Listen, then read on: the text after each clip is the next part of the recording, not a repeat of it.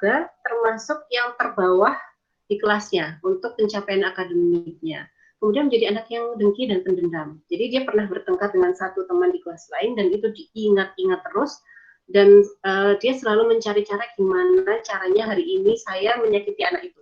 Entah sepatunya itu dilempar ke atas genteng gitu ya, sehingga anak ini pulang nggak pakai sepatu dan lain sebagainya. Pokoknya perilaku-perilaku yang sangat tidak umum sebenarnya dilakukan oleh anak-anak gitu.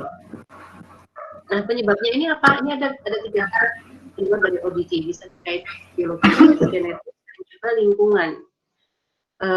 Saya singkat aja sih membahas biologis, intinya ada yang ya something wrong dengan sel syaraf di otak begitu ya. Genetis pun juga ternyata gangguan mental yang dialami oleh keluarga dapat menurun pada anak. Kemudian kalau lingkungan, nah ini adalah faktor yang terbanyak mempengaruhi seorang anak menjadi ODD. Jadi lingkungan di sini siapa? Yaitu keluarga. Keluarganya berpengaruh paling banyak pada munculnya ODD. Keluarga yang seperti apa? Yang disfungsi atau fungsinya tidak bisa berjalan dengan baik. Bahkan di situ melakukan pelecehan, misalnya tidak harus pelecehan secara mungkin seksual atau fisik, bahkan istilahnya psikisnya, emosinya dilecehkan, kemudian disiplinnya inkonsisten. Nah, keluarga yang dari si klien ini ya, si anak ini yang saya temukan seperti apa sih? Jadi keluarganya ini sangat kontradiktif gitu ya kalau menurut saya. Pola pengasuhannya sangat kontradiktif. Di satu sisi ibunya sangat suka, nggak mungkin suka ya, sering marah gitu ya, sangat sering marah, tapi di sisi lain tidak ada aturan yang ditetapkan gitu. Jadi seharusnya kalau marah itu biasanya otoriter ya. Kalau otoriter itu kan sangat mengatur semuanya detil per detil, tapi ini tidak ada yang diatur. Jadi marah aja, marah tapi diloskan anaknya. Diloskannya seperti apa contohnya? Dibolehkan nonton TV sampai dia ketiduran jam 12 malam. Jadi tidak ada waktu yang apa namanya, ini waktunya ini waktunya, tidak ada arahan seperti itu. Kemudian juga apa namanya, misalkan kayak pemakaian gadget begitu ya, seluruh anak-anaknya sudah diberi gadget bahkan yang masih balita. Nah ini perlu hati-hati Bapak Ibu sekalian ya. Kemudian juga inkonsisten gitu. Jadi ketika anaknya ini melakukan kesalahan, orang tua cenderung apa namanya, ya karena saking sayangnya mungkin ya, antara saking sayangnya dengan harga diri orang tua, sulit untuk mengakui, menerima, kemudian mengevaluasi seperti itu. Sehingga kita sebagai orang tua, misalkan di sini rekan-rekan sekalian ada yang sebagai orang tua juga, ini perlu menjadi evaluasi untuk kita gitu. Bagaimana kita menerapkan pola pengasuhan yang sesuai untuk anak-anak kita sehingga bisa terhindar dari masalah-masalah psikologis. Nah, ini adalah beberapa hal yang dapat dilakukan orang tua untuk meminimalisir resiko atau potensi anak terkena ODD. Yang pertama adalah kenali dan kunci perilaku positif. Nah, ini yang kemudian membuat saya sangat kaget. Saya ketemu penyebab utama, penyebab salah satu penyebab terbesarnya apa? Karena baik guru maupun orang tua tidak melakukan pujian yang proporsional pada anak ini, gitu. Jadi anak ini waktu itu saya ajak untuk tes IQ, begitu ya, karena saya perlu memahami dia ini tidak bisa patuh aturan. Kenapa? Gitu ya. Apakah karena ada yang bermasalah dengan kognitifnya dia, sehingga dia susah memahami aturan? Kalau ada yang bermasalah, berarti dia bukan ODD, gitu kan? Tapi ternyata yang mengagetkan adalah saya waktu itu sampai sekarang saya kok ingat merinding ya. Yang mengagetkan adalah hasil tes IQ-nya di atas rata-rata, Bapak Ibu, rekan-rekan sekalian. Jadi hasil IQ-nya kalau nggak salah ingat saya 121. Itu kan sangat baik ya, tapi bagaimana mungkin gitu.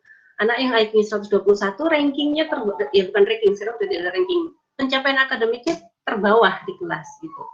Nah ternyata memang orang tuanya tidak pernah memuji perilaku positif anak begitu.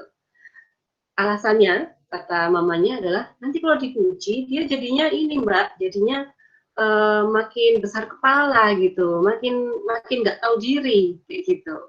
Sehingga yang dinotis atau yang diperhatikan orang tua itu selalu kesalahan anak gitu. Nah, sedangkan anak itu kan alam bawah sadarnya mencari perhatian dari orang tua gitu ya. Ketika kemudian orang tua itu yang diperhatikan adalah perilaku negatif, ya itu yang akan dia ulang terus-menerus. Gurunya pun demikian sama.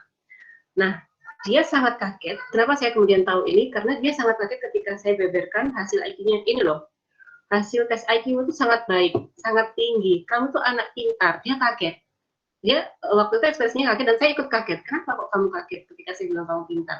Karena selama ini nggak pernah ada yang bilang saya pintar. Dia bilang begitu. Saya selalu dibilang anak yang nakal, saya troublemaker. Dia nggak bilang troublemaker ya. Saya ini penyebab masalah. Ya seperti itu, gitu. Nah kemudian baru dari situ saya pelan-pelan mendekati dia, kemudian apa ya? Ya saya mencoba untuk membantu dia mengenali perilaku positif apa yang sebenarnya bisa dan sudah dia lakukan, gitu. Kemudian hindari berebutan. Kadang-kadang kita orang tua itu juga apa ya?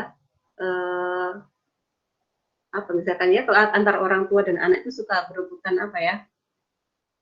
Pengen biasanya apa nih, boleh sharing nih ibu-ibu atau bapak atau kan peserta sekalian, biasanya sama anak suka berebutan apa sih?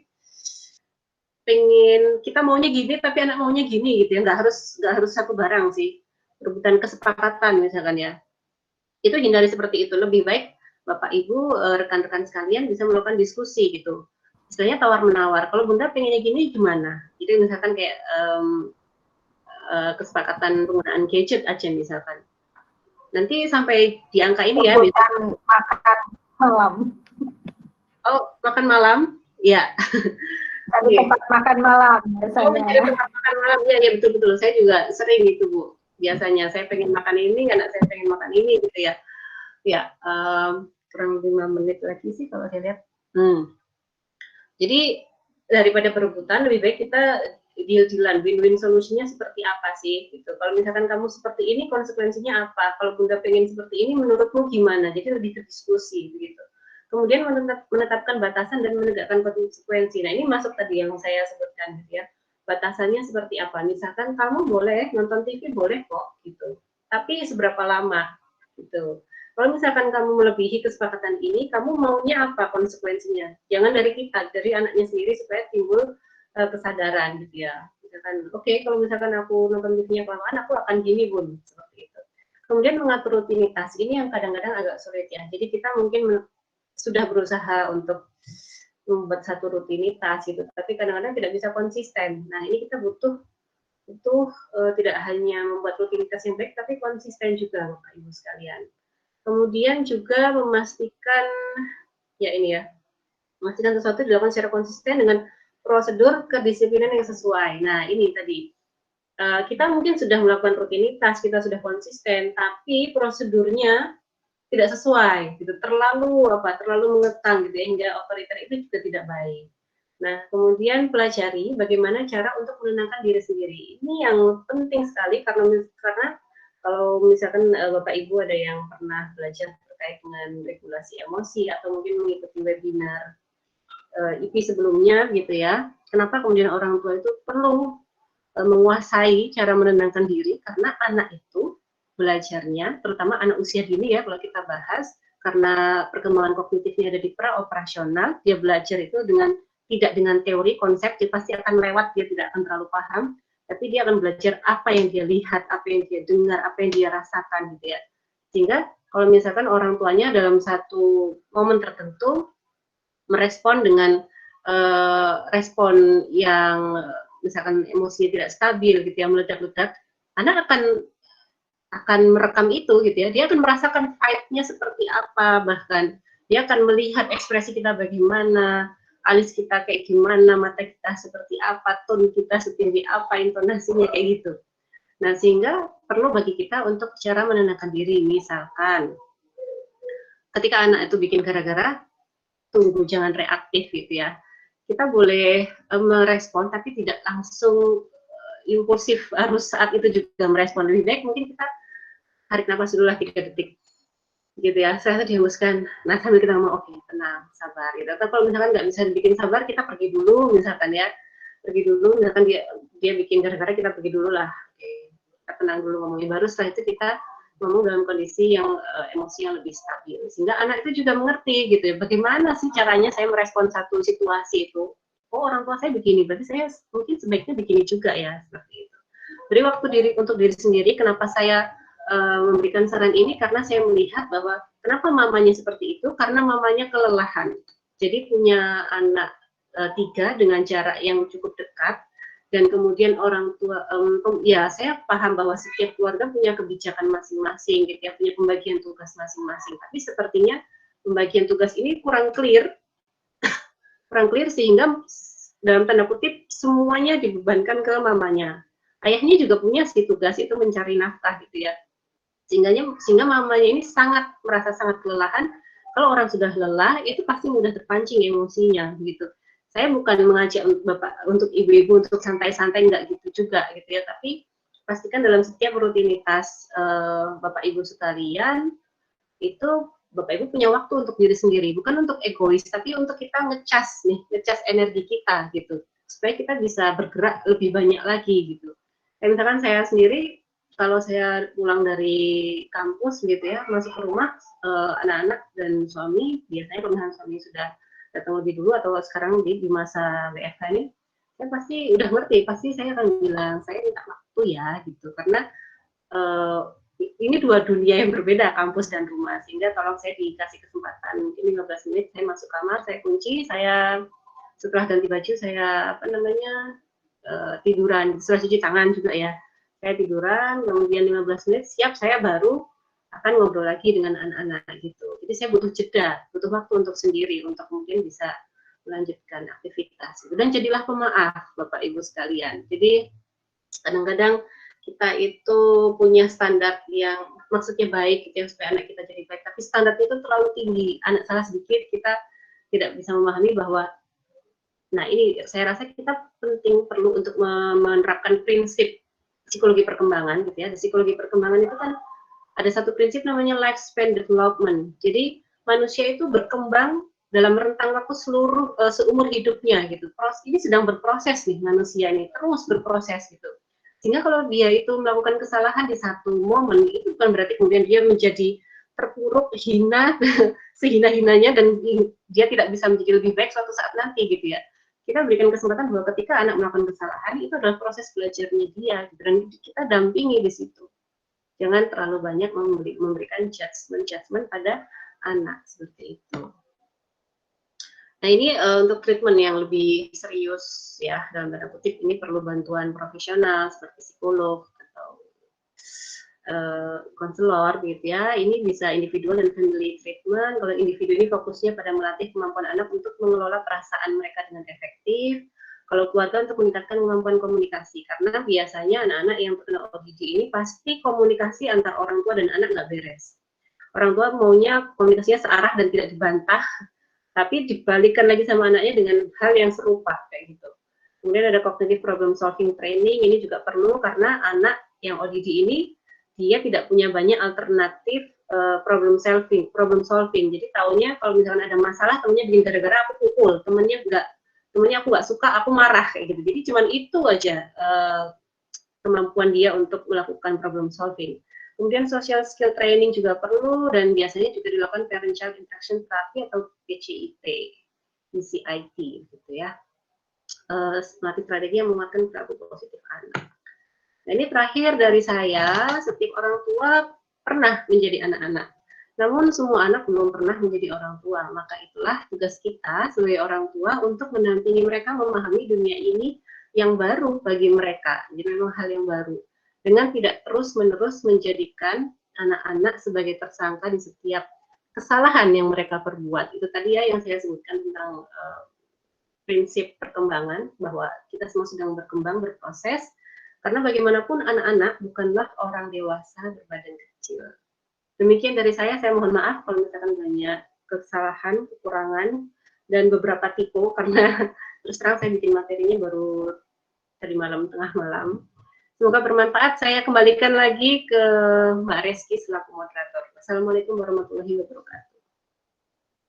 Waalaikumsalam warahmatullahi wabarakatuh. Ya, terima kasih Mbak Aulia untuk penjelasannya begitu ya, kaitannya dengan permasalahan-permasalahan yang banyak terjadi pada anak-anak gitu ya. Ya. Oke, sesi kali ini adalah sesi diskusi gitu ya, diskusi atau pertanyaan yang di kolom chat sudah ada beberapa orang yang bertanya. Mungkin nanti saya akan sampaikan satu persatu begitu ya. Nanti bisa dari Pak Yudo, saya panggilnya Bapak, yang satunya saya panggilnya Mbak gitu ya. Mungkin nanti dari Pak Yudo ataupun Mbak Aulia bisa menyampaikan pendapatnya atau jawabannya gitu ya. Ada beberapa pertanyaan ini yang sudah saya catat sebelumnya. Jadi yang pertama, ini ada pertanyaan dari, semoga saya benar menyebutkan ya, Bapak Muhammad Akbar Syah gitu ya. Pertanyaannya adalah bagaimana sih pola asuh yang bisa diterapkan gitu ya kepada anak yang mengalami ADHD gitu. Monggo Pak Yudo atau Mbak Aulia menjawab pertanyaan dari Bapak Muhammad Akbar Syah ini. Ya, monggo Pak Yudo lebih dulu mungkin Pak.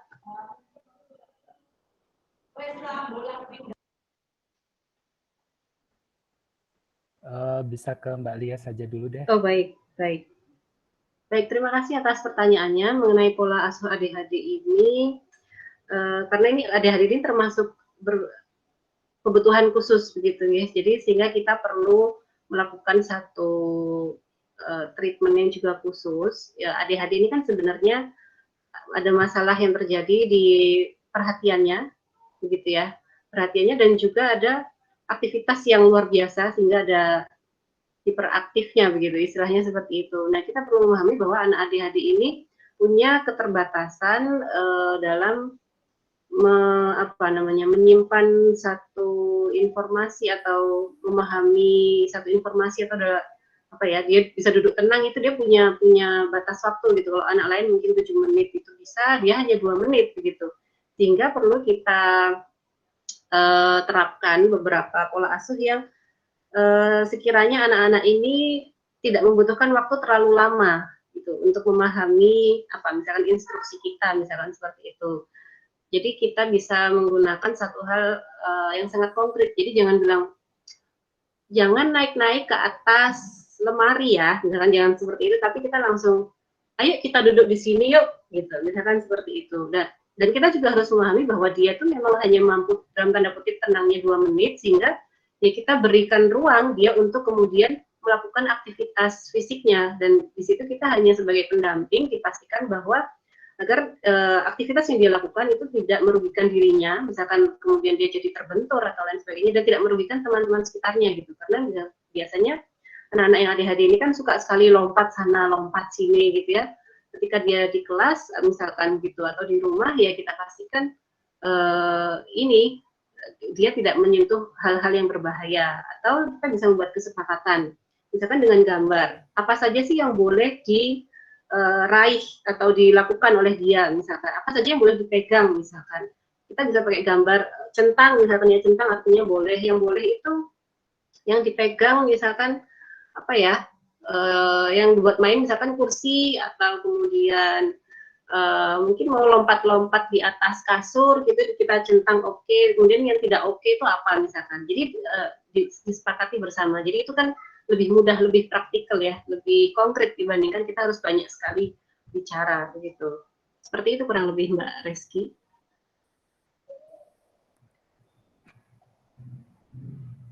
Ya, sudah kok dari saya Mbak. Masih mute Mbak Reski?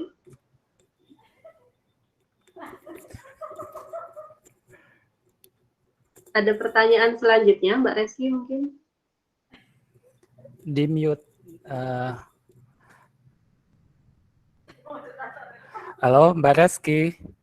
Mbak Reski kayaknya di mute deh. Nah, Oke. Sudah. Ya. Oke, sudah. Mohon maaf tadi agak susah tadi. Oke, mungkin dari Pak Yudo ada yang mau ditambahkan, Pak Yudo? Baik, terima kasih Mbak Reski. Maaf tadi Mbak Lia, saya malah melempar kembali ya. Baru jawab ini WA yang masuk. Baik, menyambung apa yang disampaikan Mbak Lia, sebenarnya kalau kita bicara pola asuh itu sendiri, itu kan kalau Bondrin bilang Maaf ini agak teoritis ya kalau bicara. Sebenarnya ngobrol-ngobrol kok malah ada muatan teori segala macam ya. Tapi kalau tadi yang ditanyakan pola asuh, ini saya teringat.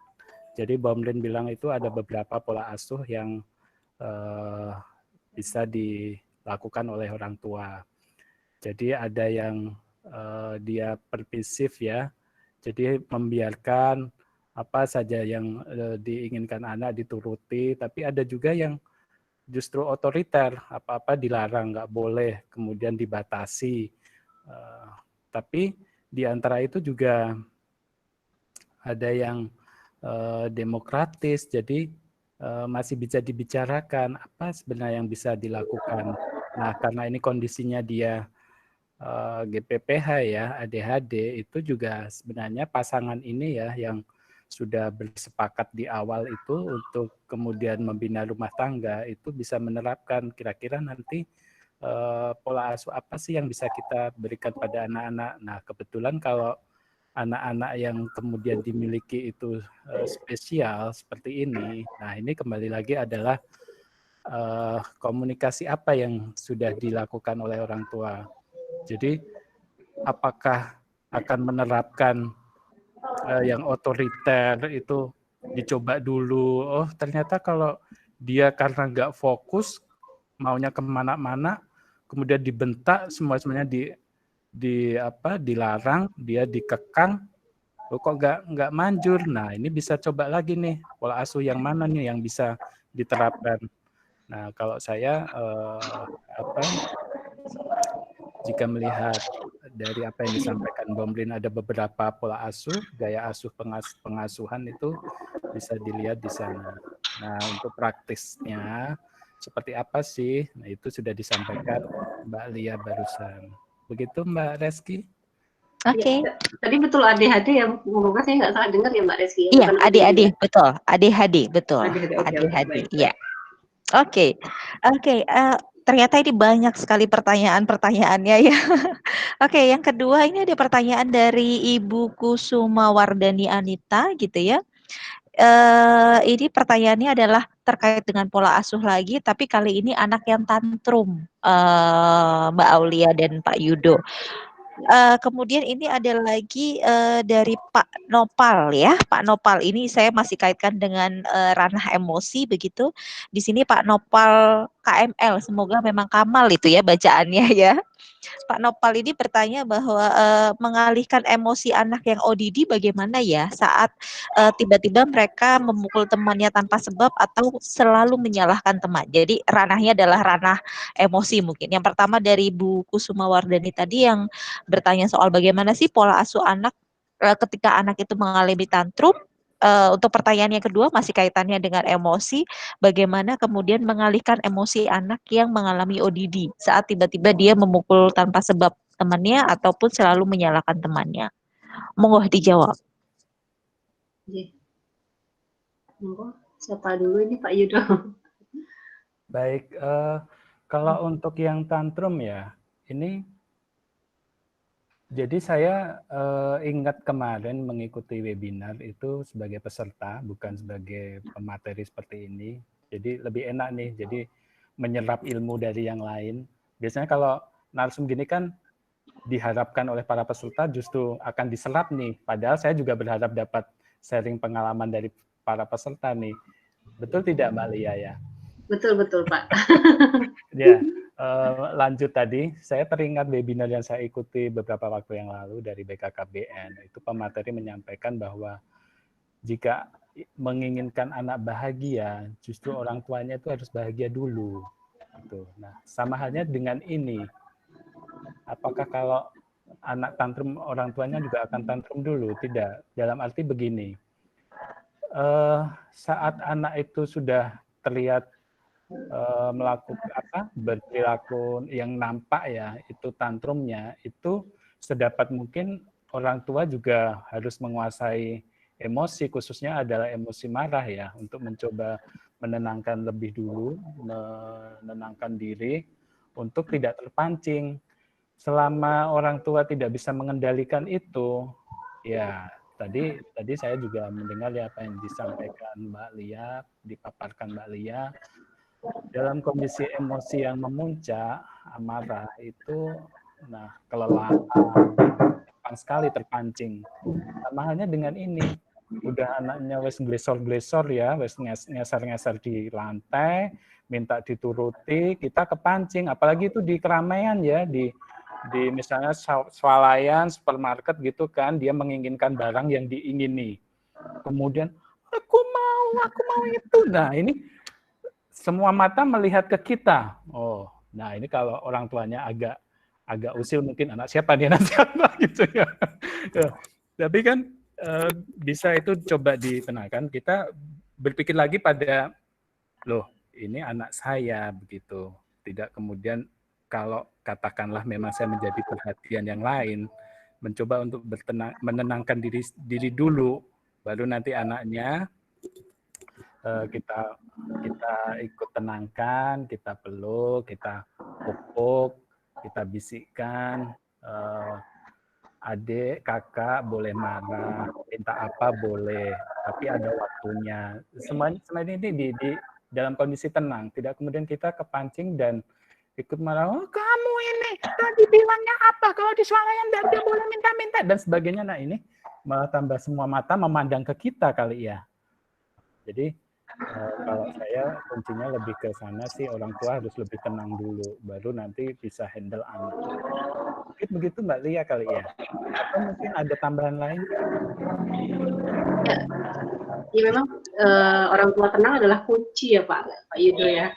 Nah selain orang tua sebaiknya sarannya juga bersikap tenang, kita juga perlu tahu penyebabnya apa gitu. Sebenarnya tantrum ini penyebabnya apa? Jangan-jangan anak ini apa namanya ya, menangis, meraung-raung, sangat emosional itu bukan karena dia marah, atau bisa jadi karena dia sebenarnya ngantuk misalkan, atau dia lapar misalkan, atau kalau dia pakai diapersnya penuh misalkan seperti itu, terus ketambahan lagi dia pengen sesuatu, jadi makinlah emosinya sangat tidak stabil begitu. Sehingga kita perlu tahu penyebabnya apa. Kemudian ya itu tadi ya, memang orang tua perlu tenang, dan kita juga bisa membantu anak untuk menyebutkan emosi apa sih yang dia sedang rasakan saat itu gitu. Ketika kita menyebutkan, menamai emosinya, itu anak merasa bahwa dia diterima gitu. Jadi ketika anak nangis terus kita kemudian malah bilang diam, jangan nangis gitu ya, itu makin kayaknya anak itu tertantang kali ya untuk menunjukkan emosinya gitu. Tapi ketika kemudian kita bilang, oh adiknya lagi marah, gitu. Adik nggak suka, pengen ini maksudnya. Ketika kita membahasakan apa yang dia inginkan, itu biasanya akan sedikit demi sedikit itu menurun grafik kemarahan, istilahnya seperti itu. Dinamai, kemudian jauh-jauh sebelum tantrum itu terjadi, sebaiknya kita sudah punya disiplin positif atau komitmen atau kesepakatan gitu. Dan itu tidak bisa 1-2 hari ya, misalkan kayak habis ini kita mau ke supermarket, nggak boleh beli coklat, oke? Nggak kayak gitu juga gitu, tapi itu harus disampaikan berhari-hari, misalkan setiap mau tidur, misalkan apa sih yang harus kita lakukan ketika kita itu ke supermarket ya. Kalau misalkan Bapak Ibu di sini itu mungkin mempunyai medsos Instagram, akun Instagram, dan memfollow salah satu selebgram yang terkenal, yaitu bundanya Kirana, itu siapa ya? Bu Retno Hending. Nah, itu bagus sekali. Jadi caranya menerapkan satu kebiasaan positif itu dengan melakukan diskusi. Nah, itu memang salah satu bagian atau strategi dari developmental appropriate practice. Jadi itu hal yang sesuai untuk pembelajaran anak usia dini. Jadi diajak ngomong terus, seandainya seperti ini gimana, seandainya gini gimana gitu. Jadi anak itu juga akan ikut berpikir, ikut merasakan gitu. Sehingga itu akan lebih mudah untuk diterima anak. Kurang lebih seperti itu, Mbak Reski. Oke, Mbak Oli ya. Tadi mengingatkan soal Retno Hending. Iya, saya suka banget dengan gaya pengasuhannya Bu Retno Hending itu ya. Kirana dan Rumaisa. Ya, betul, jadi buat ibu-ibu atau bapak-bapak gitu ya yang mungkin ada di sini, atau mbak-mbak, mas-mas gitu, ya itu cukup menarik, boleh di boleh di follow gitu ya. Iya, boleh. cara pengajaran yang dilakukan oleh Ibu Retno Hening itu. Oke, baik. Ini ada banyak sekali pertanyaan. Pertanyaan selanjutnya mungkin ini ada dari Nurul. Oke, Mbak atau Ibu ya, Mbak Nurul itu ini menanyakan bagaimana sih caranya untuk mengurangi perilaku menggigit kuku, katanya begitu. Gimana tuh, Bapak dan Mbak Aulia? Gitu. Bagaimana caranya? Jadi ini kayaknya anaknya memunculkan perilaku menggigit kuku. Nah, orang tuanya ini pengen mengurangi gitu ya, mengurangi kecenderungan atau perilaku si anak ini. Bagaimana cara yang bisa dilakukan oleh orang tua? Monggo, silakan. Bagaimana Pak Yudo? Saya atau Pak Yudo dulu? Oh, monggo. Ya, mungkin nanti bisa dilanjut Mbak Aulia. Jadi gini Mbak Reski, kalau ini lagi-lagi kalau ditarik ke teori ya, itu si Sigmund Freud dari beragam teori yang dia punya, itu salah satunya teori perkembangan tahap psikoseksual. Nah, di satu tahap awal, di 18 bulan itu, si Freud bilang bahwa kenikmatan, si anak-anak ini akan cenderung merasa nyaman, lepas dari cemasnya, itu kalau dia bisa merasakan kenikmatan di seputar mulut dia. Ya, jadi di 18 bulan ada yang bilang di literatur yang lain itu 2 tahun awal. Makanya kalau refleks itu juga kalau kita mainkan jari ya di seputaran mulut, dia akan mencari dan akan segera mengisap begitu. Ya. Nah, bisa jadi kalau dari apa yang disampaikan Freud ini, di tahapan, di fase ini dia belum terpenuhi, belum terpuaskan. Jadi masih berlanjut di tahap yang berikutnya, belum terselesaikan dan dia masih berlanjut. Ya, caranya gimana? Nah, ini ada nih kalau orang awam ya, itu ada yang kemudian dikasih jamu-jamu biar pahit, nanti kalau pas dia gigit, pahit, biar dia kapok gitu ya. Nah, ini sebenarnya kalau seperti itu sih bisa ini ya, kenikmatan itu kan dia mengisap, kemudian gigit, mencecep-cecep gitu. Nah, pada saat dia, mungkin ini pas sapihnya juga bisa jadi terhenti dengan tiba-tiba ya, bisa jadi kalau dari apa yang dikemukakan oleh Freud ya, ditarik ke sana. Nah, ini kita bantu untuk dia bisa menyelesaikan meskipun tidak di tahap yang harusnya dia selesai di usia 2 tahun awal itu. Ya. Nah, kalau saya sih gini, tangan ini kan dia untuk kemudian bisa dijadikan sebagai media ya untuk memuaskan pemenuhan kenikmatannya, kecemasannya. Itu bisa kemudian kita minta tangannya untuk bergerak-gerak. Jadi digerakkan misalnya, yuk kita menggambar, kita mewarnai. Nah, ini tangan kita tarik untuk bisa beraktivitas selain dia bisa menggunakan untuk kemudian diisepkan. Begitu. Bosen, nanti cari kegiatan lain misalnya yang konstruktif, main Lego, main ya inilah menggerakkan tangannya untuk tidak kemudian terfokuskan untuk ditarik untuk kemudian diisep begitu. Nah, ini sama halnya begini Mbak Reski, ini pun penggunaan tangan ya itu juga bisa berlanjut nanti di fase di tahap yang ketiga ya. Di faliknya, kalau kita bicara falik ya, falus itu kan alat kelamin. Nah, anak ini juga bisa menggunakan tangannya untuk memainkan alat kelaminnya. Ini juga bisa kemudian kita yang tadi saya sampaikan ya, dengan melakukan kegiatan-kegiatan yang konstruktif ya, tangannya dialihkan untuk berkegiatan yang lain agar dia tidak fokus kemudian menggunakan tangannya untuk mengisap-ngisap begitu. Mungkin Mbak Lia ada tambahan kali ya? Sudah sangat lengkap sebenarnya Pak Yudo. Iya, jadi terkait dengan satu tahap psikoseksual pada anak gitu ya Pak ya, bisa jadi karena ada salah satunya mungkin proses menyapih yang tiba-tiba atau yang seperti apa begitu. Dan ya itu tadi salah satu solusinya kita tidak bisa menghentikan langsung saat itu juga, tapi kita arahkan atau alihkan ke hal-hal lain yang sekiranya itu bisa mengurangi kegiatan dia untuk menggigit kuku gitu. Dan bisa jadi juga menggigit kuku itu karena anak mengalami cemas ya, cemas terhadap sesuatu, dan kita perlu menggali lebih dalam gitu, kira-kira apa sih yang membuat dia cemas gitu. Sehingga ketika cemasnya berkurang, kita harapkan kebiasaan menggigit kukunya juga bisa berkurang begitu kalau dari saya, Pak Yudo dan Mbak Reski. Oke, terima kasih Pak Yudo dan Mbak Aulia. Ini Pak Nopal nanya kembali gitu ya, bertanya kembali terkait dengan pertanyaan beliau tentang mengalihkan emosi anak ADD saat mengganggu temannya tanpa sebab, itu bagaimana caranya gitu. ODD atau ADD, Mbak Reski? ODD ini, yang ODD. sekarang ODD, iya.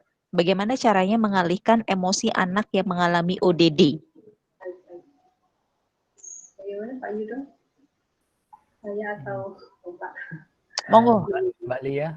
Monggo Mbak Aulia. Ya, terkait dengan bagaimana mengatasi emosi anak yang sedang salah. Ya, ketika anak ODD sedang emosi begitu ya.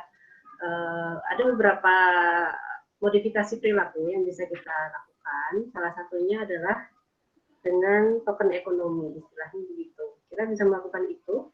Token ekonomi ini cukup efektif baik untuk anak-anak usia TK maupun SD. Jadi token ekonomi ini seperti memberikan reward gitu, reward. Jadi kita melakukan kesepakatan dengan anak.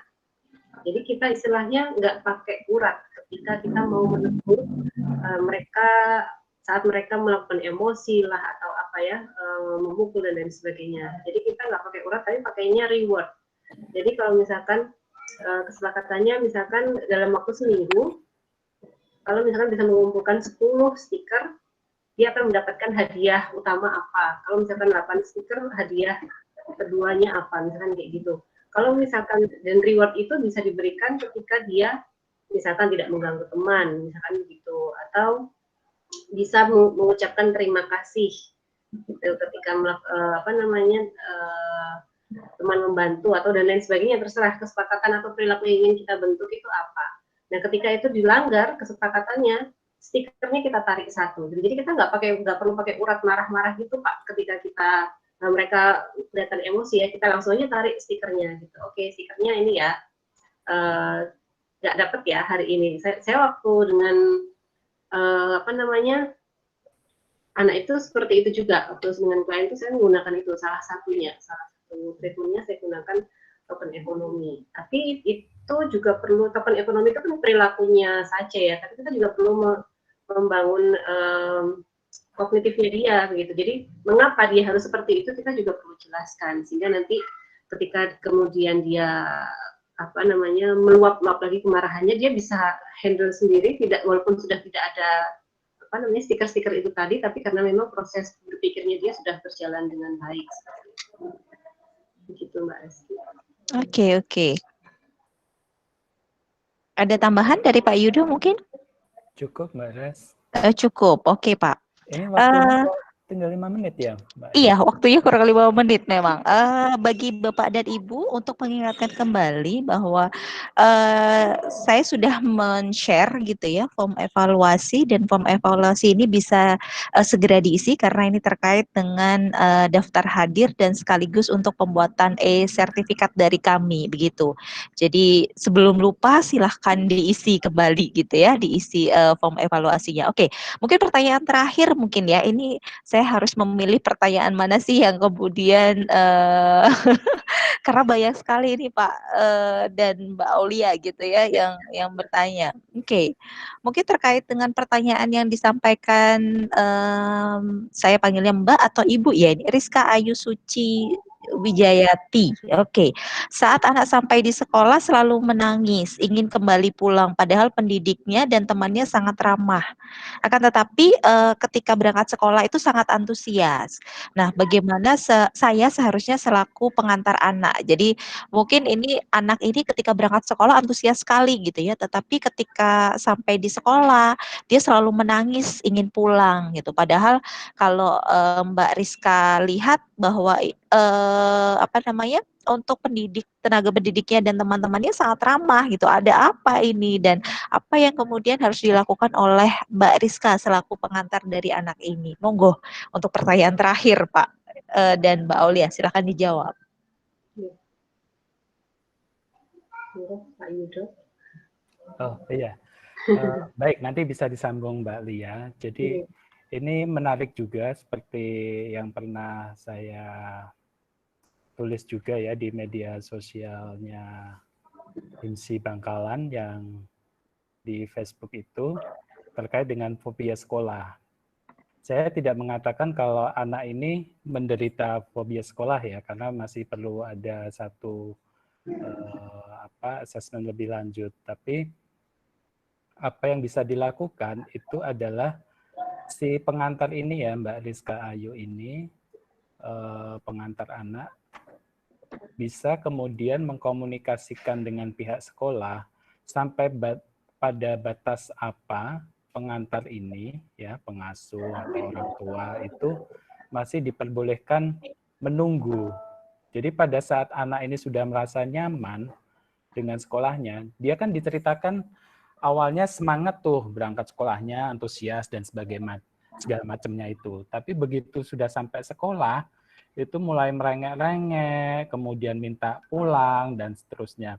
Nah, komunikasi yang terjalin ini, misalnya nih, enggak apa-apa, masih ditunggu 10 menit. Ini saya masih ingat itu.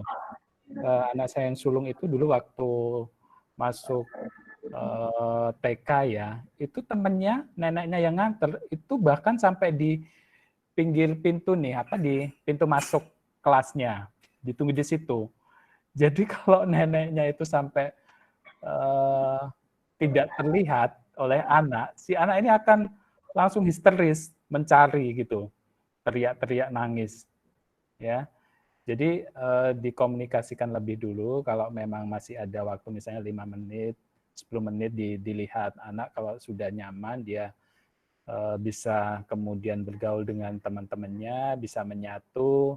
Nah, agak diberi jarak nih sekian jaraknya sampai akhirnya tidak terlihat sama anak. Dan dipastikan bahwa dia sudah bersemangat ya, semangat, punya gambaran di sekolah seperti apa. Itu harus selalu ditekankan yang menyenangkan. Tidak kemudian malah ditambah-tambah ya, mungkin biar lebih dekat, biar di rumah saja. Iya ya, nanti di sekolah akan ketemu yang malah tambah takut kan. Jadi dicoba semakin dipupuk ya. Kan dia sebenarnya sudah bersemangat nih, ini sudah bagus sebenarnya. Kecuali kalau dia pas mau berangkat saja sudah malas-malas kan. Ada juga yang seperti itu, kebawa sampai di sekolahan. Nah, justru yang sudah semangat ini sudah bisa makin dipupuk begitu. Itu dari saya, Mbak Les. Oke. Mungkin ada yang mau ditambahkan dari Mbak Aulia, silakan monggo. Oke. Ya, tadi terkait anaknya menolak sekolah gitu ya Mbak Rizky ya? Iya, di awal ketika berangkat antusias begitu, tapi ketika sampai di sekolah menangis ingin pulang, padahal dari pendidiknya dan teman-temannya itu dikatakan sama Mbak Rizka itu cukup ramah begitu. Ada apa dan apa yang kemudian harus dilakukan sama Mbak Rizka selaku pengantar gitu ya? Iya, baik. Memang yang pertama perlu dicari tahu penyebabnya sebenarnya apa begitu. Apakah memang ada sesuatu yang membuat tidak nyaman di sekolah, begitu, misalkan anak itu mengalami perundungan misalkan, atau mungkin sistem pembelajaran yang tidak pas untuk anak usia dini misalkan begitu, atau memang karakteristiknya dia gitu. Karena masing-masing penyebab itu kita butuh solusi yang berbeda gitu. Kalau misalkan penyebabnya itu ada di luar dirinya, maka kita perlu mengkondisikan yang di luar dirinya itu kan, perundungan misalkan atau sistem pembelajaran. Tapi kalau itu terkait dengan dirinya, nah mungkin yang bisa kita lakukan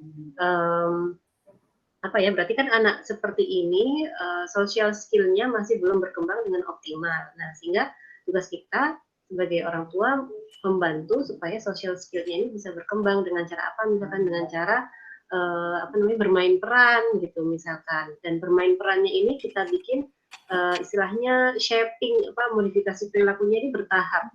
Jadi bermain peran dengan satu orang dulu, misalkan dengan ibunya saja dulu, kemudian nanti bermain peran tambah satu lagi teman, bermain peran tambah satu lagi teman, sampai lebih banyak, sehingga anak tuh terbiasa. Karena ada loh anak yang tidak sama sekali tidak siap bermain peran, bahkan dia tidak pernah itu namanya main masak-masakan, boneka-bonekaan itu ada, sehingga kemudian dia mengalami satu masalah-masalah ketika harus bertemu dengan teman-teman dalam jumlah yang cukup besar seperti itu. Nah, kalau misalkan bagaimana caranya kemudian kita tuh menggali apa penyebabnya gitu ya, itu kita mungkin bisa menggunakan boneka tangan misalkan. Jadi seolah-olah kita ini sedang bertanya pada boneka atau hewan-hewan lain gitu, misalkan antara harimau dan apa misalkan singa misalkan, ngobrol, hari ini tuh aku ke sekolah tapi kok tiba-tiba ini aku ngelihat si siapa misalkan si kelinci ini nangis gitu, kira-kira kenapa ya gitu. Jadi itu kan proyeksi ya. Nah, nanti mungkin anak kita akan menjawab, oh kelinci nangis itu karena seperti ini gitu, seolah-olah itu kelincinya yang nangis padahal dia menggambarkan dirinya gitu. Jadi kita mancingnya bisa seperti itu sih, kalau dari saya begitu Mbak Reski. Oke. Terima kasih Mbak Aulia dan Pak Yudo. Kalau saya lihat jamnya ternyata sudah melebihi gitu ya, sudah melebihi waktu yang seharusnya. Tapi ini ada beberapa pertanyaan yang belum terjawab ternyata ya. Ya semoga memang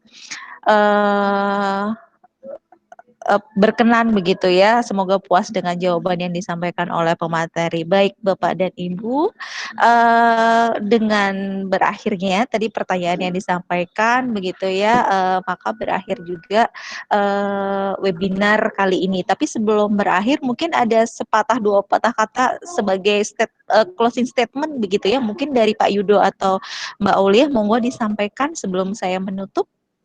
Mungkin dari Pak Yudo dulu. Baik, terima kasih Mbak Reski. Sebelum ditutup, mungkin nanti diingatkan ya, apakah kita bisa foto bersama begitu. Dan berikutnya. Boleh Pak. Ada closing statement kah dari Pak Yudo? Betul. Jadi saya singkat saja sih Mbak Reski, bahwa pengasuhan, parenting itu tidak hanya menjadi beban dari ibu saja. Ini juga menjadi beban dari ayah. Jadi pasangan yang sudah membentuk keluarga itu menjadi tanggung jawab bersama. Tidak kemudian ayah hanya, aku kan yang pencari nafkah, kamu yang di rumah, kamu yang, dan seterusnya. Jadi sekecil apapun, tolong luangkan waktu untuk kebersamaan bersama anak. Ya. Jadi menjadi tanggung jawab bersama, tidak kemudian menjadi tanggung jawab dari satu pihak saja. Itu saja sih dari saya, Mbak Lia. Oke, iya. Dari Mbak Aulia, monggo. Sebenarnya tadi mudah ya Mbak Reski, tapi nggak apa-apa nambah sedikit ya. Tidak hanya tentang bahwa kita perlu memahami bahwa anak itu bukan orang dewasa berbadan kecil. Jadi kalau kita anggap dewasa, berarti kan kita kayak anggap anak itu sudah ngerti gitu ya. Sehingga kalau salah kita marah-marahin misalkan gitu. Tapi kita juga bisa melakukan refleksi bahwa ketika kita mendampingi anak bertumbuh, itu sebenarnya bukan hanya anak yang bertumbuh, tapi kita juga bertumbuh. Jadi kita akan juga banyak mendapatkan, bahkan kita kadang-kadang belajar dari anak kok Bapak Ibu sekalian. Jadi mari kita nikmati proses ini, semoga menjadikan kita manusia yang lebih utuh dan bahagia, bermanfaat untuk sesama. Amin, amin ya rabbal alamin. Oke, tadi satu statement, closing statement dari Pak Yudo. Anak pola pengasuhan itu tidak hanya dibebankan kepada ibu saja gitu ya, tapi juga ayahnya juga harus berperan karena dalam prosesnya gitu ya, dalam prosesnya ayah dan ibu yang berperan sebenarnya. Nanti mungkin ini jadi ide webinar selanjutnya Pak, peran ayah terhadap pola pengasuhan gitu. Betul. Seru kayaknya itu Mbak. Iya. Oke, sebelum saya tutup, mungkin Bapak dan Ibu bisa dinyalakan videonya. Kita mau foto bersama begitu ya. Nanti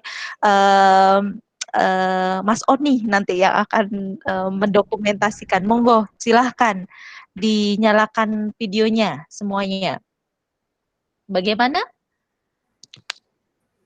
Pak Oni? Bu Yan Aryani mungkin videonya bisa ditayangkan begitu ya. Pak Oni, monggo silahkan didokumentasikan. Sabar ya Bapak dan Ibu gitu kalau mungkin ini harus berulang-ulang. Bagaimana Pak Oni? Oke, sebentar. Oh ya, oke.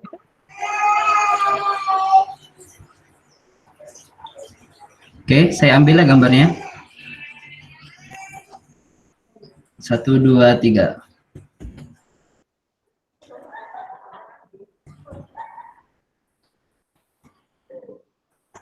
Oke, lagi.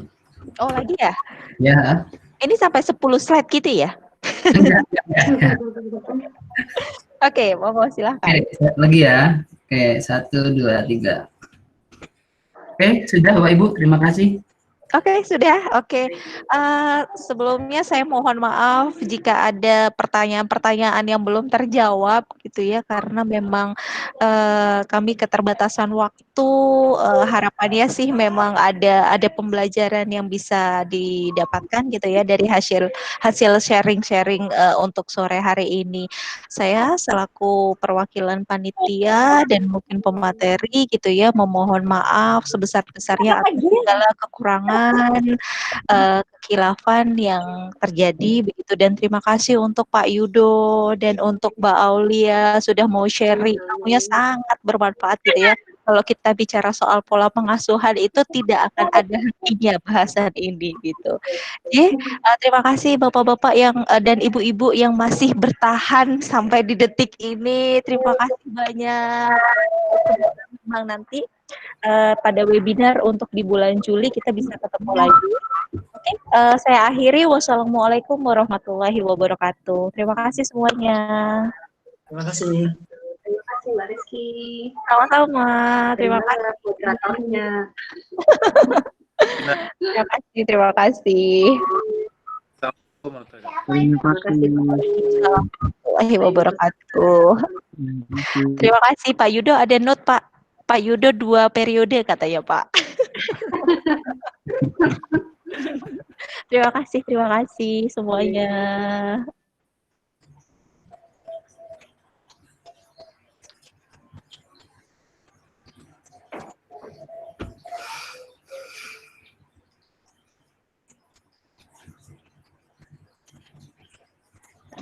Terima kasih Bu Mary. Keren nih, Mbak Reski, Pak Yudo, Bu Aulia. Terima kasih Bu Yan. Terima kasih Bu Wifa. Mbak Reski. Aku digangguin kacang terus. Terima kasih semuanya. Sampai ketemu di webinar selanjutnya di HIMSI ya. HIMSI Bakalan maksud saya.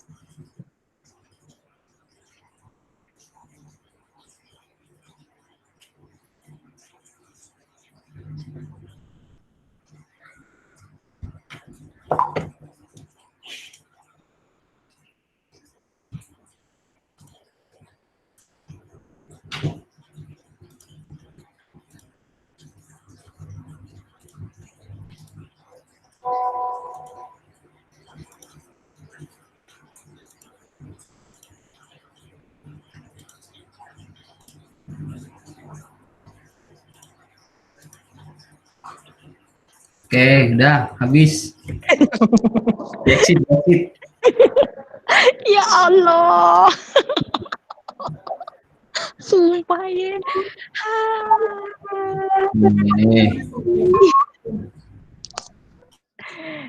Aku ini langsung karena kan aku nggak bawa itu keluar dia.